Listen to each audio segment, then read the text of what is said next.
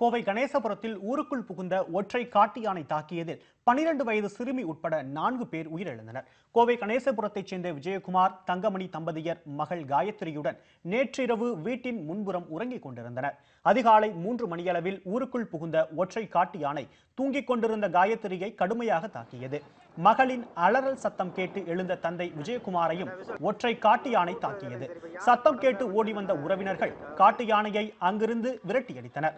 இதில் படுகாயமடைந்த இருவரையும் கோவை அரசு மருத்துவமனைக்கு சிகிச்சைக்காக கொண்டு சென்றனர். ஆனால் வழியிலேயே 12 வயது சிறுமி காயத்ரி உயிரிழந்தார்.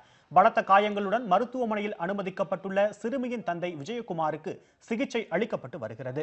இந்த ஒற்றை காட்டு யானை கோவை வெள்ளலூர் பகுதிக்குள் நுழைந்து சாலையில் நடந்து சென்று கொண்டிருந்த நாகரத்னம், ஜோதிமணி ஆகிய 2 பெண்களை தாக்கியது. அதில் இருவருமே உயிரிழந்தனர். அதே பகுதியில் வனப்பகுதிக்குள் சென்ற பழனிசாமியையும் யானை தாக்கி உயிரிழந்தார். முன்னதாக நேற்று முன்தினம் இந்த ஒற்றை காட்டு யானை தாக்கியதில் வன ஊழியர்கள் 2 பேர் படுகாயமடைந்தனர். காட்டு யானை ஊருக்குள் புகுந்து பொதுமக்களை அடுத்தடுத்து தாக்கி வருவதால் மதுக்கரையை சுற்றியுள்ள கிராம மக்கள் அதிர்ச்சியில் உறைந்துள்ளனர். காலைல எப்பவுமே 4:30-5 மணிக்கு எழுந்துச்சு வெளியே போகுது. வீட்டுக்கு மேலத்தில் வெளியே போய்க்குது. அங்கே காடு இருக்குது. அந்த வழியே ஏதோ யானை வந்திருக்குது. இவங்க இருட்டானங்கடி கவனிக்கல. 2 பேர்த்தையுமே மிதிச்சிருச்சு. எங்கள் அம்மா தூக்கி வீசிருச்சு போலக்கு. இன்னொரு அம்மா மிதிச்சிருச்சு.